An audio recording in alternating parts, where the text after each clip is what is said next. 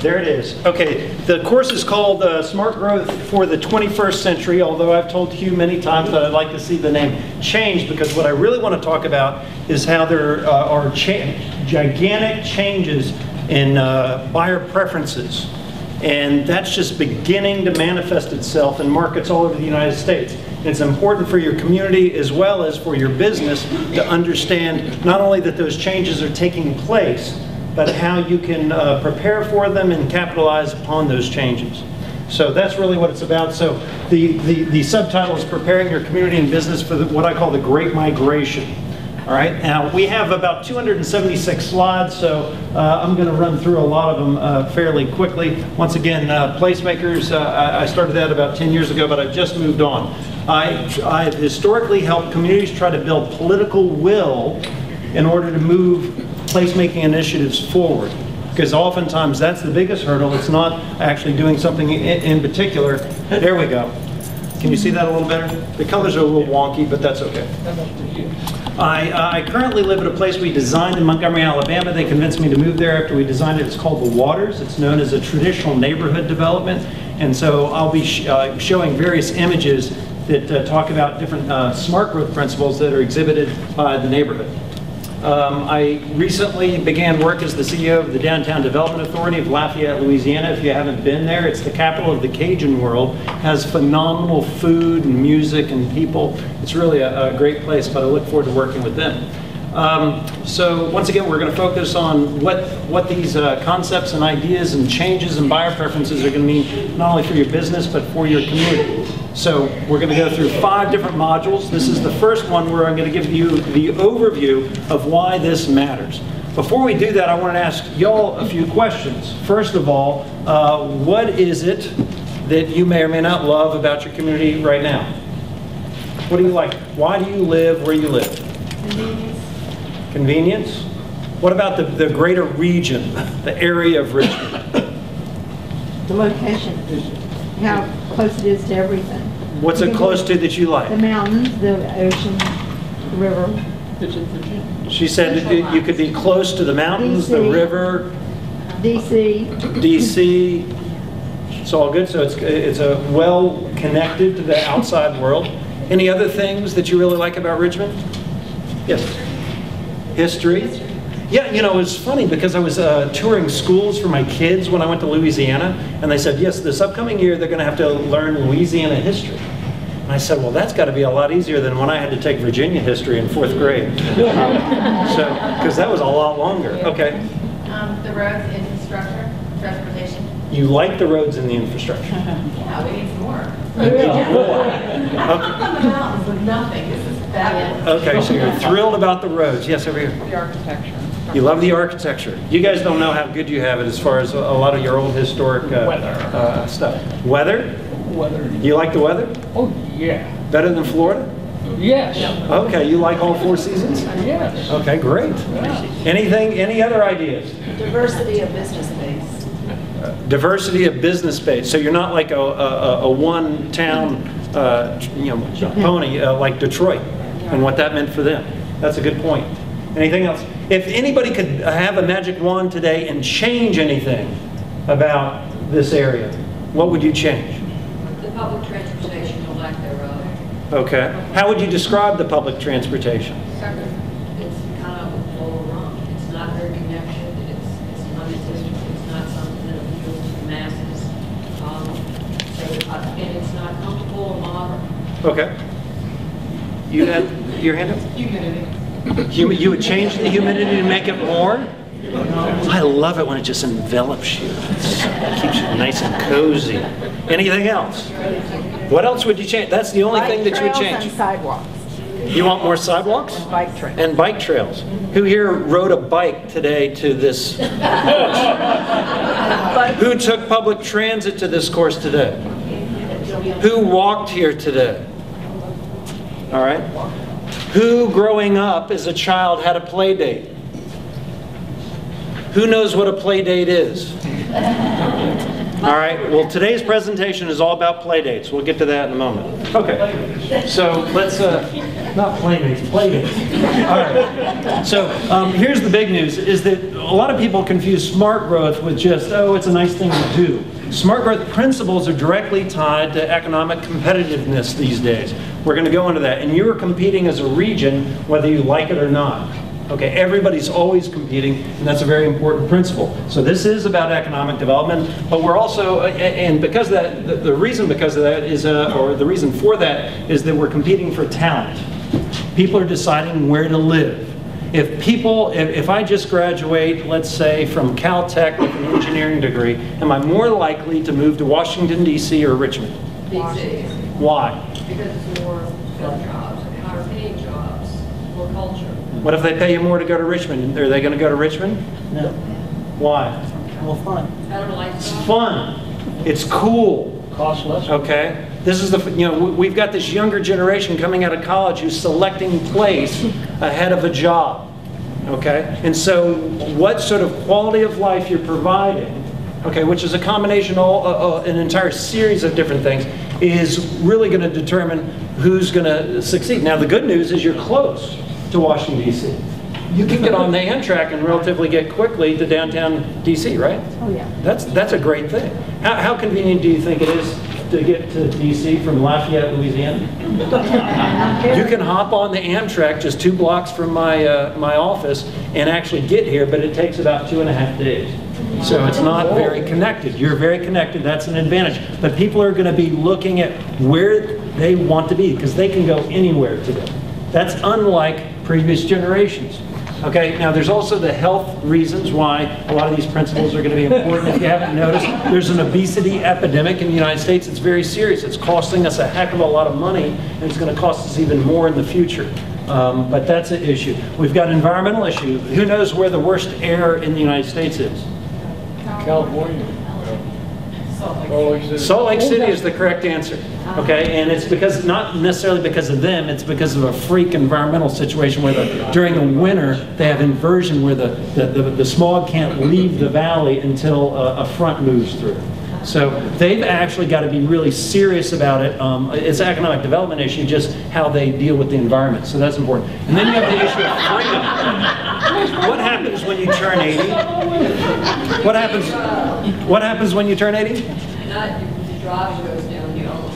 Well, that may be true, but it's actually usually the first time that you admit you don't drive as well as you used to. And it's also a point in time that you start seeing the end of the tunnel. Like if I live in a place where if I just want to tic-tac, I've got to get in my car and drive, you've got to start thinking, okay, what are my options? Because right now we don't have the most dignified options for our oldest members of our community. Because you've got assisted living, independent living, nursing homes. What else do you have if you can't drive? Live in place. You can live in place, but you can't live in all places if you can't drive.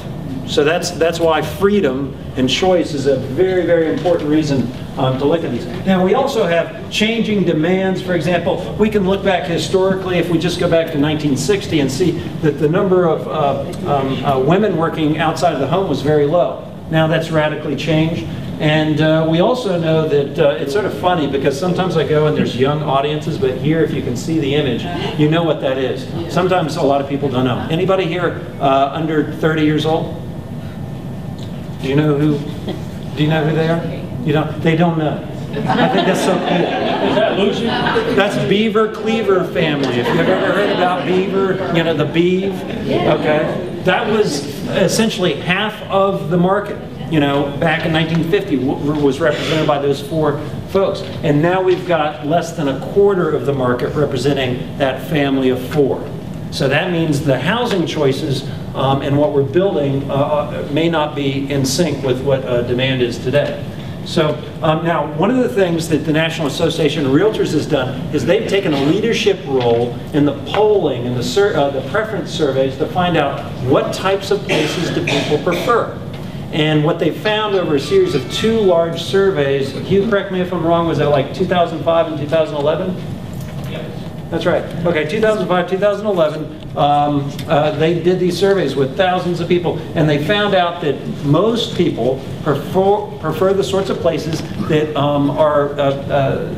that exhibit these smart growth principles we're going to be talking about. So that's a big, big deal. What I'm going to do is talk about the change. This is the most important slide that I can show you all day, and this is one of what I call my rogue slides. Hugh was kind enough to let me insert a lot of slides here that aren't part of the normal program. But this is from Robert Charles Lesser and Company. This is who developers pay to figure out what do I need to build. All right? And what you're seeing is you're seeing different bars that are representing different generations. All right? So you've got the biggest bar is Generation Y. These are the buyers of the future. Generation Y, just so you know, the millennials are 30 and under. Okay, so that's essentially them.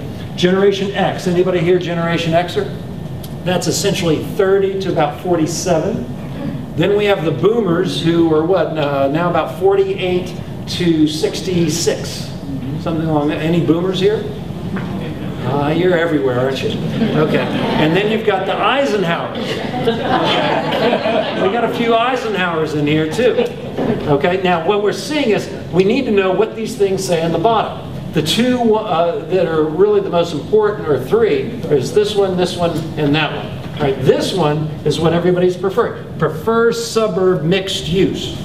What development in this region right now would describe suburban mixed use right now? West Broad. All right, that didn't take long. West Broad Street, right? Is it West Broad Street Village? Okay, West Broad Village. Okay, that's what there's, so that's the biggest demand right now. Now, what's really crazy is a radical difference in generational preferences over on this one. Generation X, baby boomers, Eisenhowers, they didn't think about, hey, let's move downtown. Okay? They didn't think about that. That's what they're thinking about. This is their second preference. And just note that these preference surveys are taken right now when a lot of our downtowns aren't all that great. And this is this wasn't just a DC poll. This is a national poll, right, you? Yes. So he confirmed town center for that region as it moves forward. All right, so once again, they've done the preferences, and it's not a completely overwhelming preference for the smart growth communities, but it is by far the majority. It's not close. So the beginning of the conversation has to start with, well, why are we where we are today? And so if you go back, the last great move started immediately after World War II, and we've been doing that for 60 years. All right, why did we move out of essentially the downtowns? For a lot of really wonderful reasons. A lot of people wanted privacy in yards. My parents grew up in probably what would be considered today one of the best neighborhoods in the country. It was a streetcar suburb. They had everything going for it, but they couldn't wait to get out. Why? Because all they could think about was the dog that barked next door, and that fact they lived in a small house where everybody had to share a bathroom, and they wanted the biggest house on the biggest lot imaginable. And it was pretty good back when they first moved out there because they had the privacy in the yards. They were next to nature. They were safer areas. It was easy to finance. Does anybody know why Canada developed differently than the United States after World War II? What was it? Well, that may be true. I didn't know about that. But what they also did is they allowed you to finance the refurbishment of older homes. And our underwriting criteria said what? We want you in a new home in a single-family detached dwelling residential subdivision. So what did we build? Form of real estate always follows finance. Anybody selling a lot of condos right now? Okay, or are you seeing more people leasing apartments or building apartments? Why is that? Because it's next to impossible to finance a condo right now. Okay, form follows finance. So that's why we developed very differently. New roads made it easy to get in and out. Okay, which is a radically different proposition than today in many areas, and then the lower energy cost help. So that's why, those are some of the big reasons. Now, here are the 5 drivers why the millennials are going to lead the charge. They're not the only reason, but they're really going to lead the charge in the changes that we're going to see. And people are going to curse them as much as all the baby boomers changing our society. So, because they're going to have a huge impact. Here are the 5 things here, though. We'll go through them. Number 1 is it's human nature. Almost every generation is aspired to have something different than what they grew up with. Okay, and we can see this culturally starting in the 50s and going all the way really through the early 80s, the celebration in our culture of the suburban lifestyle. And then things began to change. You could see in the 80s, you know, the Cosby Show all of a sudden goes back downtown. Then by the 90s, you've got Seinfeld and Friends, which is suggesting all to these younger folks, hey, guess where the cool place to be is? It's now not out in the suburbs, it's downtown. So, you know, they watch a lot of TV now. This is the play date situation. All right. Once again, this is maybe the most important anecdotal thing I can talk about, and that is when I was growing up in Northern Virginia, okay, I had one rule on a Saturday. What was that rule? What was it? When did I have to be home on a Saturday? By dark. Who has the by dark rule today for your kids or grandkids? It's like we put the, you know, insert the GPS into their skin these days, and we just give them phones before they should have them just so we know where they are, right? Okay, it's everybody, you know, mothers know where the kids are at all times, okay, in almost every situation. So that means that this generation has grown up being monitored to an extent that no generation before has been monitored, all right? And what are they ready for? They're ready for a little excitement. They're ready for, you know, hey, I'm ready to do something crazy. You know, in the 21st century, the endangered species is the free-range children, you know, or free-range child. It's rare to see the free-range children. They do it in my neighborhood, sort of, but it's still one of those things where it's a rare thing. Okay, you know, there's books being written about this if you want to read up on it, you know, whether it's Free Range Kids or the Playborhood book or The Last Child in the Woods, talking about the environmental deficit disorder that the millennials are going through because they didn't experience nature like previous generations. So this is a big deal. But I think it's really funny that see how happy they are jumping out of planes and bungee jumping and doing all that sort of stuff. They celebrate to a greater extent than previous generations all this stuff. I don't know if you have kids or grandkids. This isn't everybody, but your kids or grandkids probably know somebody who thinks it's fun. Have you seen these sort of squirrel suits? Yeah. If you haven't seen that on YouTube, you really need to go look at that on YouTube. It's amazing, these people flying through the air in these suits. And then this guy wants to jump off of the guy on the squirrel suit and a parachute. I thought that's crazy. But they have X Games now. They have all this stuff where people are trying to do more exciting things because they didn't grow up in that exciting of a world to them. This is an image from where I've been living for the last several years in Montgomery, Alabama. This is what was built before we got there, and this was essentially the preferred lifestyle, living on a cul-de-sac. Why do people want to pay more to live on a cul-de-sac? Traffic. Okay, no traffic. Okay, well, it's a little more nuanced than that. All right, it's not only less traffic, it's also the qualitative nature of that traffic. How fast can I go right here? How fast? What do you think? 15 miles. 15, 20 max. If you've got the teenager that lives there is probably going about 20 before he has to slam on his brakes before the garage door. What happens on this road we call a collector? How fast do the cars go? 35. That's right. What's the posted speed limit? That's right. It doesn't matter what the posted speed limit is because it's going to say 25. Everybody's going 35. You know, I didn't even have to show you a picture of it. You know what it is. It's 35. Okay, and what happens when you get hit by a car going 35? Whoever said you die is right. Okay, you die. What happens when you get hit by a car going 20? You go to the hospital. All right, it's the difference between life and death.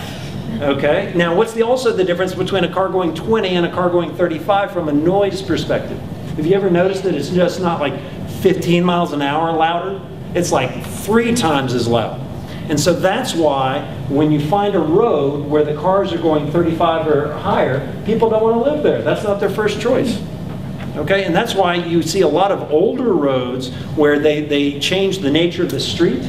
They change it so that they increase the speed. They may have ripped out a streetcar. They may have eliminated on-street parking. They may have made it a one-way street. And all of a sudden the cars are going 35 or 40. What happens to those houses? They convert to realtor offices, insurance offices, lawyer offices. They convert to commercial. Not in Richmond. Okay? Not in Richmond? I don't think so. You don't think so? All right. All right, well, we're getting murmurs. Okay, anyway, number 3 is the isolated to connected. Well, in talking about this, at the same time this this generation really grew up in a fairly isolated environment. I take that back. I grew up on one of these.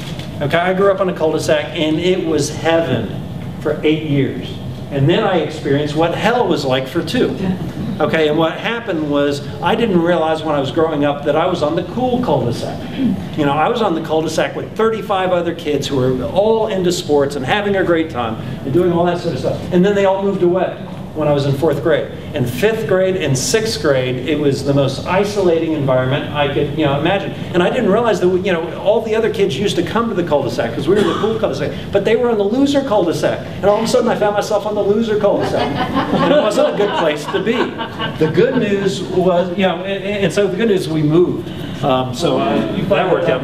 But now this generation, not only are many of them isolated, okay, because a lot of the parents don't let them go beyond this cul-de-sac, but then now they've got this social media.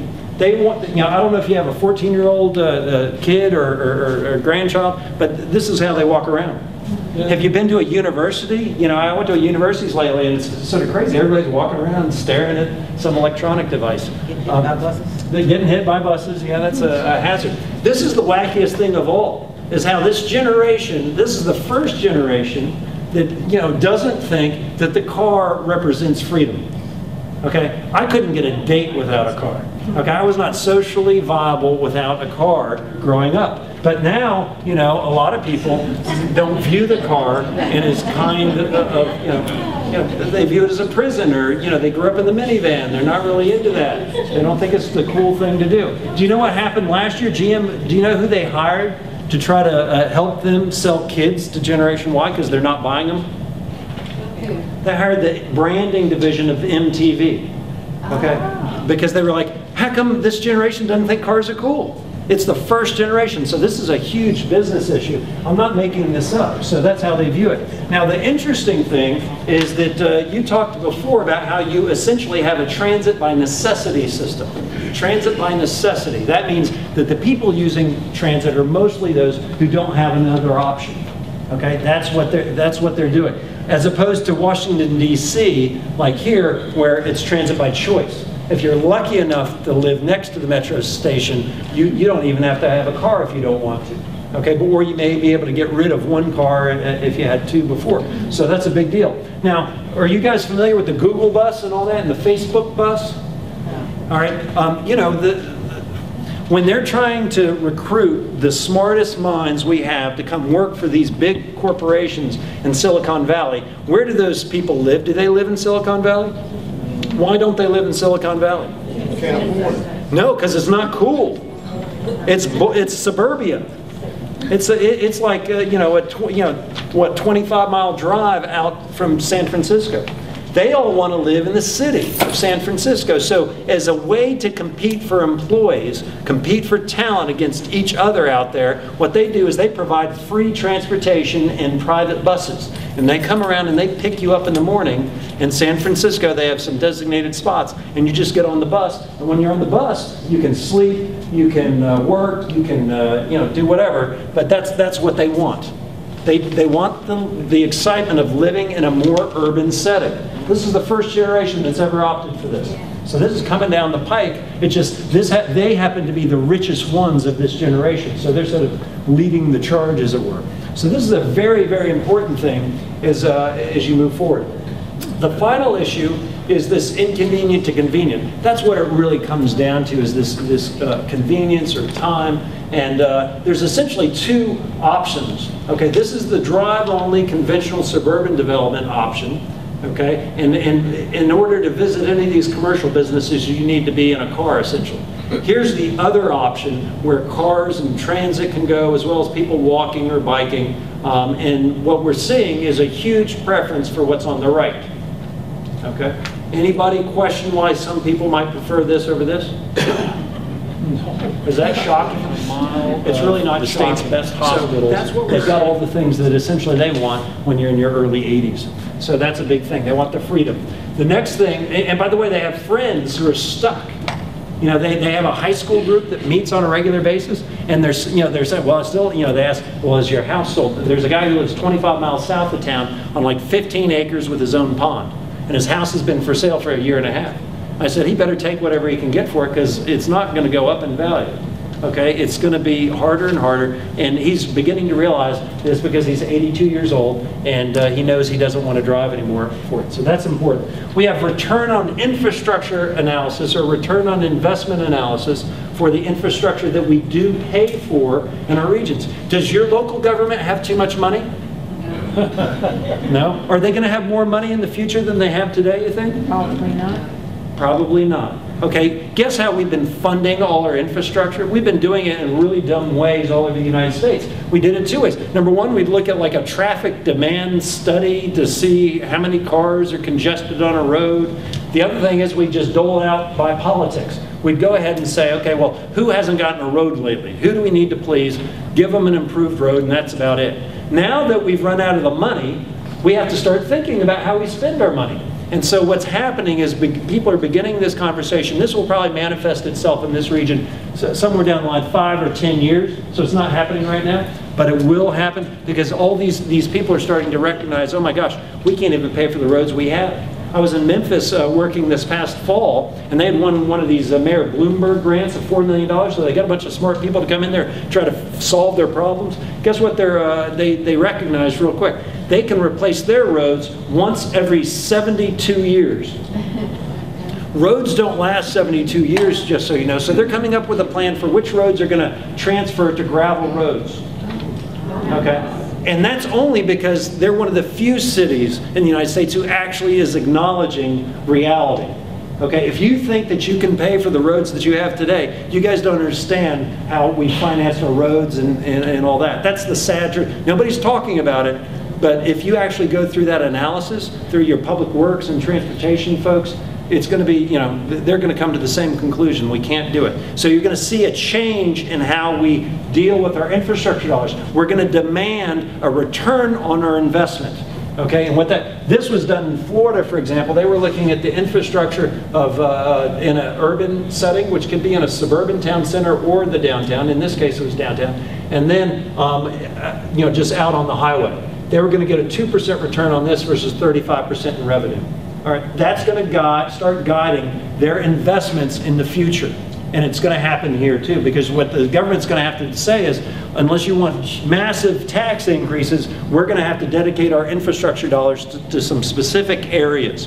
In those areas, we're going to allow things like greater density to occur so that we can support transit without subsidy, which is another thing we'll talk about in a moment. But this is something that's going to change things.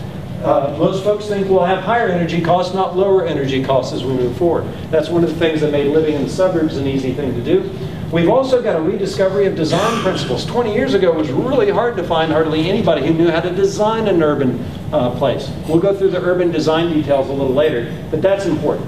We've got, you know, like, you know, public school reform. When I was growing up around Washington, D.C., nobody thought about going to to live in D.C. to go to their public schools. All right, that was like people were trying to figure out how to get out of them. Now people are going into the downtown area and starting to see that happen. Okay, lower crime rates, generally speaking, in most downtowns have made living in an urban setting a lot more desirable. And then the final, along with technology, and the final thing is that the suburbs have become less convenient. You know, if this is the standard sort of experience in a suburban location, that's not what it exactly was in 1965 when the roads had just been built. So because the quality of life is different, that means the opportunity are town centers as well as downtowns. All right, and essentially this just comes down to a supply and demand issue. And I don't want to give you the impression that everybody, let's say under 30, wants to live in a downtown. That's not the case. But what is the case is that there's a substantially higher number than previous generations. And the national experts will tell you that there's a 45% supply. 45% supply of single-family, detached, residential-only subdivision product, as they call it. And there's only a 35% demand right now. A 10% change in the supply is radical.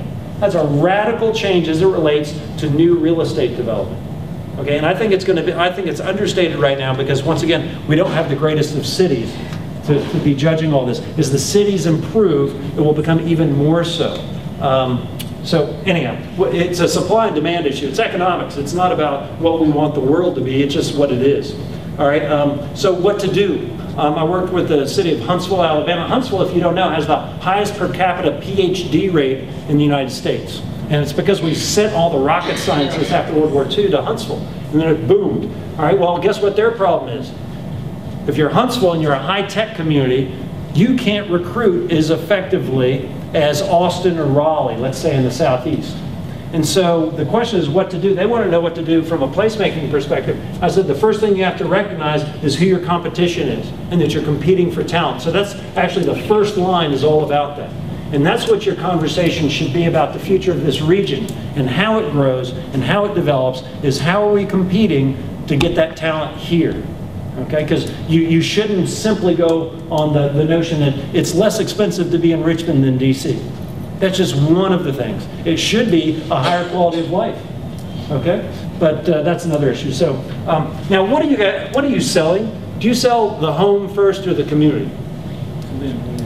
It's the community first. Then you decide, you know, essentially what you want to live in, and that's an important thing. So, you know. The question is, are we building the communities we need today? I was surprised at some of the places that I saw yesterday. Was it West Broad Village?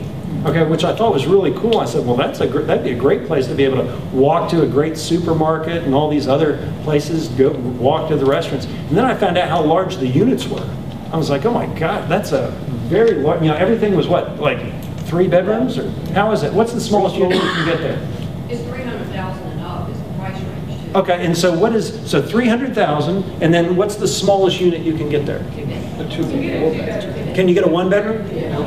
Can you get anything under 1,000 square feet? Okay, all right. Well, I would say they're missing a huge opportunity. Now, it may be that there's some laws or entitlement agreements that limited the number of units on density, as if that's the most important thing, but regardless, that there's a huge market for these smaller units. Okay, and you're going to see that a lot because it's affordability. People, you know, their choice isn't, well, you know, can I get 1,200 square feet there or can I get 1,200 square feet there? It's a lifestyle they're choosing. People would, I bet you that place is selling better than a lot of other suburban places. Is that true? Yeah. Okay, because guess what? It's a great, you know, it's a good place to be. Now, there's lots of people who cannot afford $300,000. But they'll pay a premium. It's sort of like in a traditional neighborhood development, the large lots have to be subsidized by the smaller lots. And the reason is because if you split up let's say the largest lot in my neighborhood is 1/3 of an acre. Okay, now that, I think the initial one sold for something like $250,000, just a lot. That's expensive, I couldn't afford that. But if you split it in 2, you can get more than 125 per lot. You might get 150 per lot, so that's how come it makes sense to get the smaller stuff. So that's module 1. Now we're on to module 2. How are we doing on time? Do we have a timekeeper? Oh, there's a clock. All right, and we're here till 7 o'clock tonight. What okay. No. You may be alone. And I probably will still keep talking. So just so you know. All right. So what is smart growth? You know, one of the big issues is why don't we already have more smart growth today? And a lot of it has to do with laws. You know, that's sort of been what I've been heavily involved with. The reason I got involved in this business is I went to Paris in 1998 and found out it was illegal to build Paris in the United States. And I said, you gotta be kidding me. It's illegal to build Paris? And sure enough, you know, I looked up, you know, read more, researched it all, it was illegal. And then I started thinking, you know, that's not that surprising after all, because we've been the richest country the planet's ever seen for the last 50 years. And during those 50 years, what great cities have we built? I mean, that's insane. But it's all our rules and our laws that have distorted the housing market such that we haven't been able to build cities. So it's really crazy. So lending practices we talked about, land use laws that have minimum lot size. Like, what do you have minimum lot sizes here? Are they bigger than 40 feet by 40 feet? Yes. All right. On my block, there's 4 houses with 40 foot by 40 foot lots. And you'll see pictures of them in a little while. I'll let you determine whether that's a travesty. Okay. Oh, this is funny because I show this slide all over the United States, and guess where it is? Richmond. slicing through your city, killing neighborhoods, destroying neighborhoods. Huh? I'm sure it's 95. I don't know. You might be able to figure it out through the buildings. Okay. A lot of people want to talk about what killed downtowns or what killed places like Detroit. All you have to do is run a rural road type, which is an interstate, through the center of a neighborhood. And what happens to the house that you're trying to sell right there? What happens to it? No one wants about it. It's a slum. All right? Now, if you have the house over here, do you want to live next to the slum? So those with choice get to leave. They're still building them. What? They still build them right up. They still build highways. Oh, well, no, but what's happened? We're talking about the path. What's happened is sort of interesting near highways, because I came from the airport out to this area, and it's funny how your interstates have grown up all these trees and sound barriers that didn't exist right away. So when this happened, essentially you've got a bunch of, you created a bunch of undesirable land here that a lot of people would move out from. You've tried to mitigate the negative impacts of having a rural road type as opposed to an urban road type through here by sound barriers and trees. Because that's when you have a rural road, what happens? You have trees. You have all that sort of stuff, and the sound barriers try to mitigate it. Okay, what is the urban cousin to a rural freeway? Does anybody know what the name of that street type is? It could be taking away a beautiful park, it could be taking away trees, it could be taking away any number of things. Density is usually bad. Yeah. All right, so we regulate it. All right, what's the difference in the density between this and this? None. Do you want that next to you or this? Who wants on the left? Come on, be honest. Who wants this on the loading dock version of a neighborhood? You like the loading dock? Who wants over here? Do they have a garage? Yes, it's in the back. Oh, okay. And I can see it. Oh yeah, they've got garages, all right. They're on the back. It's all about how you put the different pieces together. This is qualitatively completely opposite from this. Yet they're being regulated by the same dumb idea is density determines everything. And that's not really true. So I decided to take a density detour. Okay. Do you guys know where this is? Do you think this is from my Alabama? Washington State. Washington? No. West Virginia? Come on. Alabama. Alabama? No, I'm from Alabama. Be careful. All right. Now, Amsterdam. Amsterdam. Believe it or not, it's like a theater set, but I still like it. This is Montgomery, Alabama. These were brand new when we did a visual preference survey when people voted on a -10 to +10 scale. All right, so this got a -3, brand new, completely legal, got a -3 out of the box. -3. All right, that doesn't seem very good. Okay, and then -4 was this poor homeowner who decided to sell, but it's once again -4 out of the box on a -10 to +10 scale. All right, now this got a +7. What's more dense, this or that? This is. Yeah, that's But It's convenient. But this has all the elements that we want. Okay, so this is radically different. This gets a -4, this is a +7. So we need rules to tell us which one we're going to get. All right, so that's the important thing, is that don't allow density without design. Because density without design is what's objectionable. We don't mind it if it's an even trade, but if you took my forest away from me and you didn't increase my convenience, if you made me put up with more traffic without making it more convenient by providing something or made it prettier, that's the problem. So that's what you really have to focus on. So same densities, different results. Already talked. So that was -5 in Montgomery, and that was a +6 in our visual preference survey. So that's why I know people like it. -4 and +7. Okay, they're still selling the same things, people doing the same things. This is a nice new office building, so it got a +1 in Montgomery, but this got a +6 when the office building was integrated into the neighborhood. That's in Atlanta, by the way. And so we also see these, does anybody, do you know if you've had, Hugh, have you funded any Steve Price work in Richmond? Yep, I know.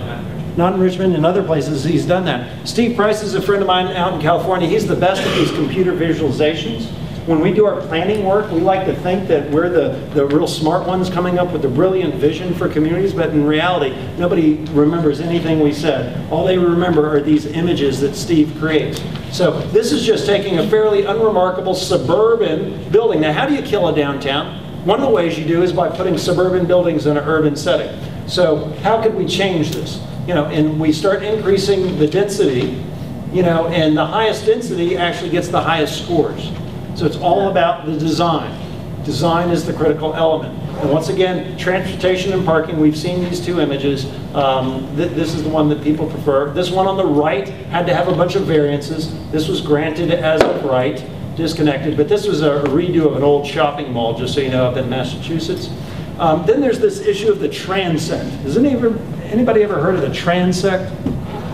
All right, well, it's a pretty easy idea. This is up here, this is essentially a rural area, and it's a road that comes all the way down to a downtown setting.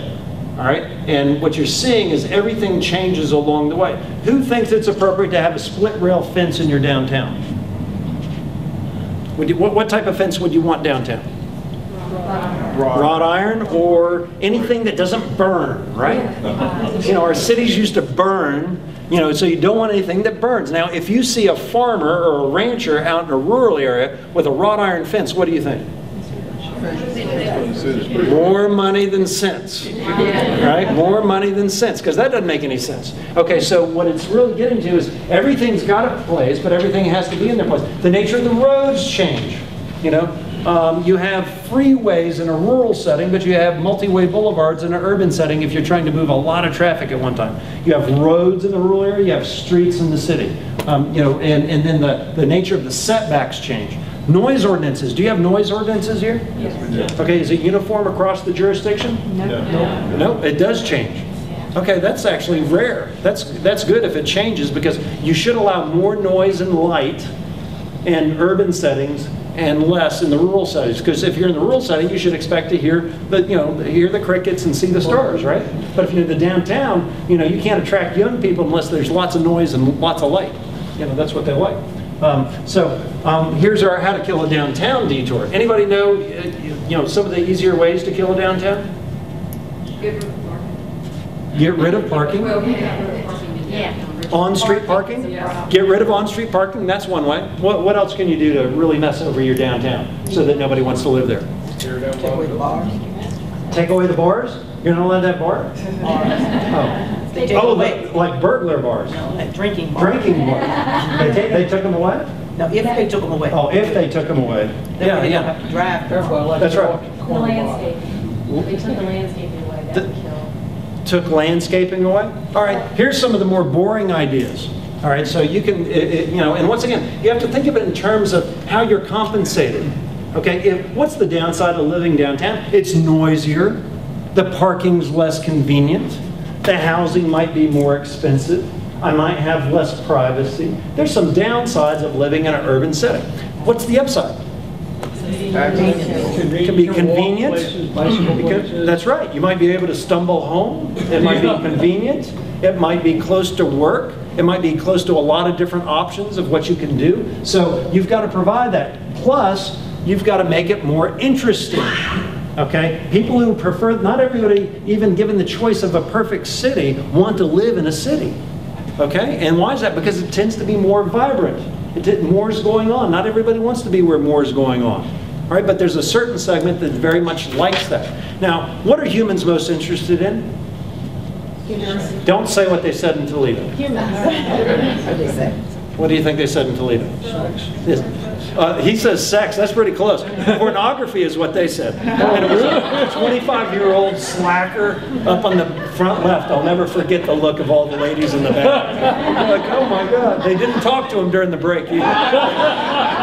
Okay, so you guys are much better. But the deal is we're most interested in other humans.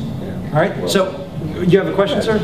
Something that amazed me. I was with a client maybe 3-4 weeks ago, came out of an old grocery store that was going to remodel, looked across the parking lot, new apartments, which are in old warehouses and stuff. Big area, nothing but young people playing volleyball and horseshoes and stuff. So you're right, people want to be around people and doing things. All right, if you didn't hear that, he said I'm right. Okay, so that was I'll good. say it again. But that's the case, is people want to be, now let's just say, you know, I'm in the fanciest museum in New York City, and you walk up next to me as I'm looking at a $100 million painting. What am I going to do? I'm going to turn and look at the other human. That's how fascinated we are. So downtowns, if you want to make them work, all you have to do is make it so that you can see other humans. And anytime you're limiting the ability to see other humans, you're going to be limiting the compensation for living in that urban area. So what are the dumb things we've done? Okay, we've killed downtowns in southern cities that are as clueless as Houston, Texas. You know, this is their idea of a downtown. You know, no shade in a place where it's 100 degrees for at least 2 months of the year. You know, you don't have an adequate walkway. You know, there's all sorts of things that can go wrong there. You can kill downtowns with one-way streets. Why is that? Okay, well, what happens is it becomes a pain to drive around because you're always, you know, circling back. Number two is that the retailers don't get as much traffic here because nobody can stop and park in front of them. Number three, the cars get to go faster because everything's going one way, so they're going about 35. So I don't even know what stores I am going by. Number three is I don't want to live next to the traffic going 35. So there's all these negative ramifications, yet Richmond has a bunch of one-way streets. If you guys want to change your downtown faster than any other thing I can suggest today, just wake up and change your one-ways to two-ways. It's that simple. You know, I don't know why a city that's got a strong historic fabric, you know, by historic fabric I mean wonderful old buildings, would put up with all the silly one-way streets that you've got. It's just insane. All right, the other thing is you can kill a downtown with blank walls. All right, I can't see humans in there. At the very least, I should be painting really fun stuff. You have some good murals downtown, you know, where you keep people's interest just through the murals. So think about doing that. Here's the one that I really hate, is that almost every city I go to has a fantastic tinted window salesperson. Okay, that convinces everybody, even those facing north, that they need to have these heavily tinted windows. Well, what happens when you put the heavily tinted windows there? I can't see in. All right, so that's all wrong. You know, here's actually the same town had very clear windows here. You can see what's going on, much more inviting. And then they have this really high-tech system to deal with it called an awning. Okay, and you can actually have an awning. This is a high-tech, you know, device to actually provide shade during that very limited window when the sun might be too strong to be coming through the windows. Here's a great one. This is a parking deck overlooking a park with another parking deck overlooking the park, and there's actually a third one overlooking the other side of the park. Okay, that's really great. These are called naked parking garages, and it's because these are not interesting to humans. Okay, that is not about, you know, fun happening there, so we don't like that. You know, it's sort of interesting. Here's a case from Portland where they said, well, we recognize that, so we're going to make actually the proportions correct on the upper stories where the cars live, and then down here we're going to have retail, and it's going to work out real great. We can go to Stanton, Virginia. Okay, why can Stanton, Virginia do a parking garage right, but Richmond can't? Well, we're smart. Because you're smarter? It's crazy. You guys should be having stuff like this in the downtown area. Now, there's also, this is not the best idea, but this is a situation in Montgomery, Alabama. The mall follows all good urban design principles. All right? So if I'm in this place, this happens to be the Mall of America. So I was there this September, and I, you know, fortunately didn't get arrested after taking all these pictures. But you can see they follow the rules. What are they? Transparent windows. Okay, I can see into all the buildings. And it's a nice day inside the mall, so they open up their doors. I don't even have to push open a door on a nice day. I have at least 5 feet, typically 8 feet wide walkway. Okay, so I can comfortably walk up and down the area. I have a furnishing zone in here where I put all my miscellaneous stuff like trees and benches and information kiosks. And in a city, I'd be putting parking meters and other things there. They chose the expensive railing that requires huge maintenance, these glass railings. Why? So that I can see people in signage when I'm on different floors. It's all about opening it up. Look at the signage. How do you determine what is the correct size of signage in your city? What drives signage size, other than laws? Driving or walking. It's the speed with which you're going. If you're walking, or if you're going in a place where the cars are going relatively slow, then the type of signage can be substantially smaller. If you're going 60 miles an hour, sign's got to be gigantic. And then all we want to do is, we want to, have one size fits all signage rules. So that's sort of crazy. But this is following all the right stuff. Here's the empty lot, tax policy. This is Birmingham, Alabama, where they tax the surface parking lot on the corner less than what's delivering more value across the road. That's a crazy tax policy. To say that these people who spent $2 million renovating an old historic building have to pay more in tax than this one's not generating value for the city. This one's generating more value, and they're penalizing them. They're making them pay higher taxes because they're charging tax on not only the land but the built improvements. If you want development in the downtown, you should just be paying tax on the land, not the built improvements. You're penalizing people for doing good stuff. Okay, and we can't forget schools and crime. Because that will trump great placemaking any day of the year. So you've got to worry about that. That's Philadelphia, by the way. All right, this is just a residential neighborhood that's horribly designed. Okay, you can't even walk down the sidewalk on garbage day because they don't have rear lanes in the back where they put all the ugly stuff. They got power poles going right here. Then I was in Wilmington, North Carolina, and they had it all right. They had on-street parking. They had the trees and the landscape right there. Then they had the sidewalk. Then they had the correct fencing. They had the correct setback. And guess what? They still have the power lines, but they put them in the right place. They didn't put them in going up and down the street. They cut across the middle of the block. So all these details matter. We were in Starkville, Mississippi, and they said, we don't want this anymore, even though it's okay. And we said, okay, we understand you have parking in the front. You shouldn't have parking in the front if you're in an urban setting because that's not that attractive. What do? Okay, well, you could have the parking in the back and the building could come all the way further up. So that's one option. We said you can have other options too. You could have an office or residential on top and it doesn't really matter. Okay, so long as you handle the parking in the back and provide the parking here. You could also turn it into townhomes. We said, we don't really care. It's all about the form of the building and how it meets the street. And we said, well, actually, the highest density you could do is an apartment building, not an apartment complex, okay? An apartment building. In an urban setting, you don't want apartment complexes. That's a suburban animal. It's a suburban building type. So this would be okay, too. All right? By the way, on those visual preference surveys, this was the Bo Derek of the visual preference surveys. This got a perfect 10 over here. And then this, which community do you think's richer, this one or this one? Right? No, that's the second poorest county in Georgia. That's their courthouse. They agreed to raise their sales tax a half a penny to fund its renovations. This happens to be one of the Tony resort counties in the mountains of North Carolina that has all these blank walls. It's just horrendous and awful. So anyways, the question I would have is, why would any government fund something that gets a negative rating out of the box in these visual preference surveys? That's the law I would pass, is saying you better go ahead and make sure that anything that is taxpayer funded better be getting a positive rating the day it gets built. If it's not, then it's not a good public investment. Who sells these ideas? Who sells these ideas? Yeah, somebody. You! The realtor community. Why aren't you, No, we just don't know what is there. Somebody's got to sell the idea of putting it up like that. Oh, putting it up? Oh, well, Yeah. that was some smooth-talking architect and developer there. Yeah, All that's what I mean. right? Somebody with a lot of mojo. Yeah. All right? A lot of mojo. Okay, but the whole point is that it shouldn't be, you shouldn't determine your projects based upon how wonderful and smooth the salesperson is. You should be determining it when you've got when you've got government dollars at stake. Don't give us the cheapest, ugliest thing out there. It used to be in the before 1930 and below. You can see it in Richmond. Did they put all the schools on the cheapest land they could find when they built a school in Richmond? Think of your older schools. Several. Okay, were they on the cheapest spots available? That's rare, because in most cities, they would put them on prominent, anything that was owned by the community, they would put on the prominent, prominent land.